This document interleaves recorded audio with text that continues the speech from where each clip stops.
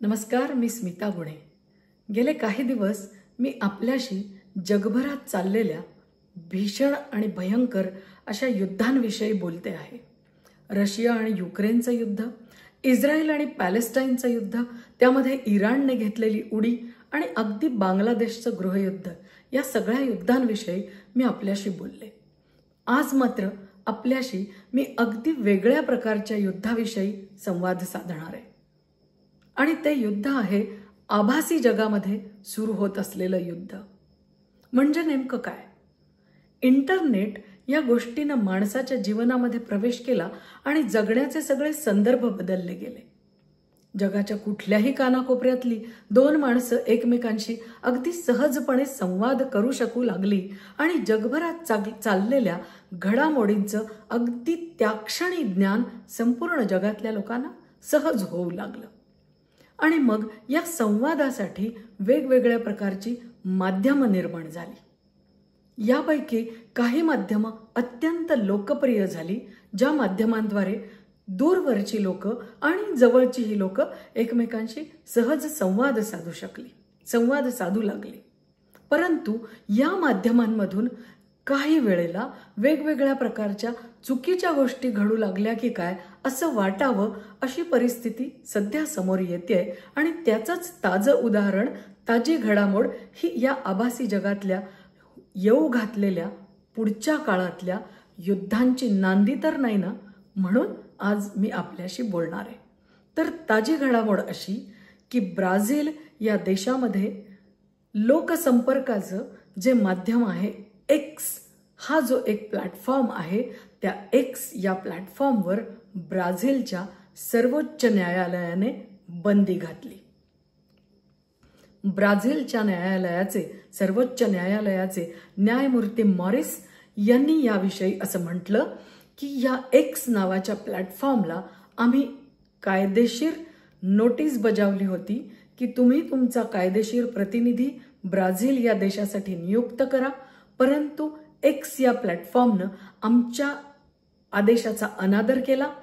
अशा प्रकारचा कुठलाही कायदेशीर प्रतिनिधी त्यांनी नेमला नाही आणि म्हणून आम्ही एक्स या प्लॅटफॉर्मची, समाज माध्यमाची मान्यता रद्द करत आहोत आणि त्यांचं कामकाज इथलं ब्राझील या देशातलं बंद करण्याचा आदेश आम्ही देत आहोत।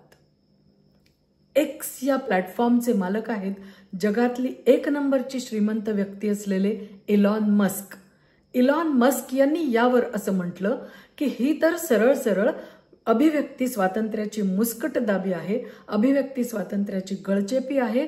ब्राझीलच्या नागरिकांना एकमेकांशी संवाद साधण्याचं अत्यंत प्रभावी माध्यम म्हणून आम्ही एक्स या प्लॅटफॉर्मद्वारे उत्कृष्ट कामगिरी करत होतो आणि आता तो प्लॅटफॉर्म बंद करण्याचा आदेश आल्यामुळे ही ब्राझीलच्या नागरिकांचीच नव्हे तर जगभरातल्या सर्व नागरिकांच्या अभिव्यक्ती स्वातंत्र्याची गळचेपी आहे। ब्राझीलच्या सर्वोच्च न्यायमूर्तींचा हा एक्सवरील बंदीचा निर्णय तात्कालिक कारणामुळे घेतला गेलेला असला तरी त्या पाठीमागे बऱ्याच घडामोडी घडून गेल्या आहेत। 2022 मध्ये ब्राझीलमध्ये निवडणुका झाल्या। त्या निवडणुकांमध्ये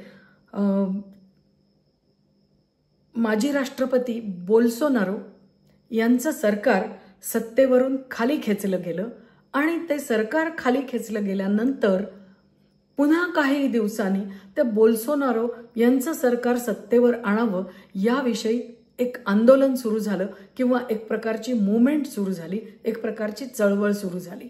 या चळवळीसाठी या एक्स या प्लॅटफॉर्मचा वापर ब्राझीलच्या लोकांनी केला आणि अशा चळवळ करणाऱ्या लोकांनी मोठ्या प्रमाणावर एक्स हा प्लॅटफॉर्म वापरला असा संशय ब्राझीलच्या सरकारला आहे आणि म्हणून मग ब्राझीलच्या सरकारनं या एक्सवर आपलं कायदेशीर नियंत्रण ठेवण्यासाठी तुमचा कायदेशीर प्रतिनिधी ब्राझीलमध्ये असला पाहिजे अशी अट घातली, जी एक्सने नाकारली। त्यांनी असा प्रतिनिधी पाठवला नाही आणि त्याची मग परिणती एक्सवर ब्राझीलमध्ये बंदी घालण्यामध्ये आली। आता अभिव्यक्ती स्वातंत्र्य एकीकडे, सरकारची इच्छा दुसरीकडे आणि ब्राझीलमध्ये एक्स हा प्लॅटफॉर्म वापरणाऱ्या नागरिकांची आवश्यकता, मानसिकता तिसरीकडे. अशा 3 प्रकारच्या अस्वस्थता ब्राझीलमध्ये पसरल्या आहेत. खरं म्हणजे एक्स प्लॅटफॉर्म वापरणाऱ्यांची ब्राझीलमध्ये संख्या प्रचंड मोठी आहे आणि एक्सवर बंदी आल्यानंतर ब्राझीलच्या या नागरिकांची मानसिक अस्वस्थता वाढणार आहे. याचा विचार कोणी करणार आहे की नाही हे पुढच्या काळात आपल्याला कळेलच. ही एक मोठी घडामोड जी आभासी जगतामध्ये घडली. आणि दुसरी घडामोड होती ती अशाच एका दुसऱ्या अत्यंत प्रभावी सामाजिक ज्याला आपण म्हणू संपर्क माध्यमामध्ये घडली. ते माध्यम म्हणजे टेलिग्राम.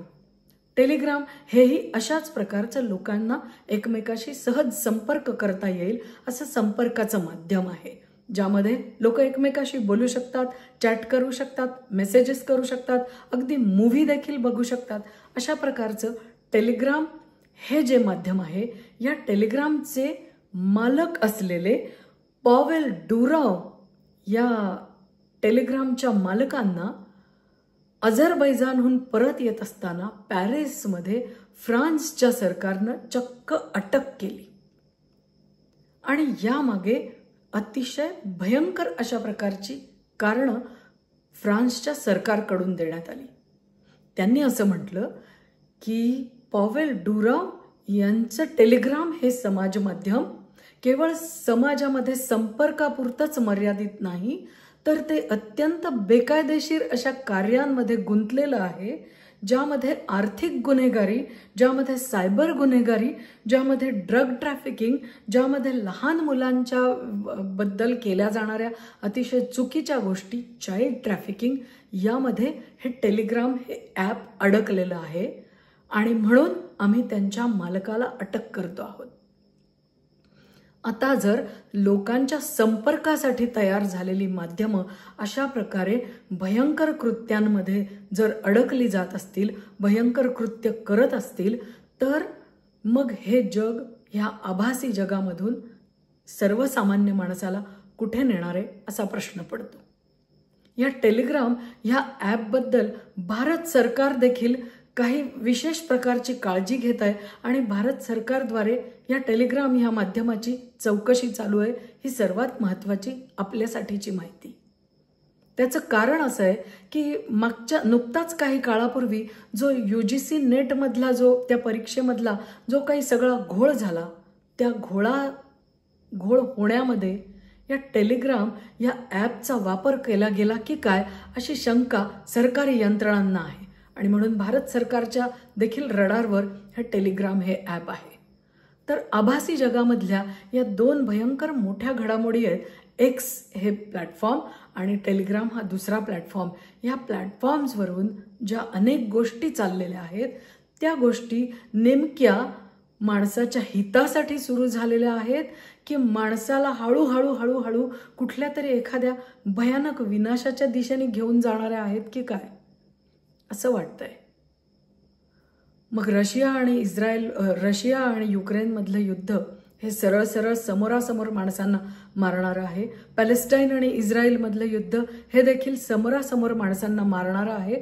पण ह्या प्लॅटफॉर्म्समधून जे 2 लोकांच्या 2 ठिकाणांहून एकमेकांशी सहजपणे संपर्क साधता यावा, माणसांचा एकमेकांशी चांगल्या प्रकारे संवाद व्हावा, यासाठी सुरू झालेल्या समाज माध्यमांची वाटचाल हळूहळू माणसाच्या विनाशाकडे, माणसाच्या ऱ्हासाकडे, माणसाला वेगवेगळ्या प्रकारच्या त्रासाकडे घेऊन जाणारी तर ठरत नाही ना, अशी शंका यावी अशा घडामोडी घडत आहेत. आणि म्हणून हा व्हिडिओचा विषय मी निवडला तो म्हणजे आभासी जगातल्या घडामोडी माणसाला चमत्कारिक प्रकारच्या युद्धाकडे तर घेऊन चाललेल्या नाही आहेत ना. आपण बसल्या जागी स्वतःला कुठल्या तरी एखाद्या वेगळ्याच धोक्याच्या दिशेने तर घेऊन जात नाही आहोत ना, असा प्रश्न पडावा, अशी काळजी वाटावी, अशा या घडामोडी आहेत. ह्या घडामोडींच्या मागे नेमकं काय घडलंय हे सामाजिक संपर्कासाठीचे जे प्लॅटफॉर्म तयार झाले ते नेमके सामाजिक संपर्कासाठी आणि संवादासाठीच पुरेसे राहिलेले आहेत की कुठल्या असंवेदनशील नव्हे तर असंवैधानिक कामाच्या साठी तर वापरले जात नाही आहेत ना. कुठल्या गुन्हेगारी टोळ्या तर यातून आपलं काही चुकीचं हित साध्य करत नाही आहेत ना. आणि मानवाच्या अस्तित्वावरच उद्या जाऊन काही घाला तर घातला जाणार नाही आहे ना. याचा विचार नक्कीच करायची वेळ आली आहे आणि त्याकडे आपलं निश्चितपणे लक्ष राहीलच. आज घडलेल्या या घडामोडी आपल्याशी शेअर कराव्याशा वाटल्या म्हणून मुद्दामून आज आपल्याशी बोलायला आले. आपल्याला जर हा व्हिडिओ आवडला असेल तर लाईक करा, शेअर करा आणि सबस्क्राईब करा. तूर्त इतकंच. धन्यवाद.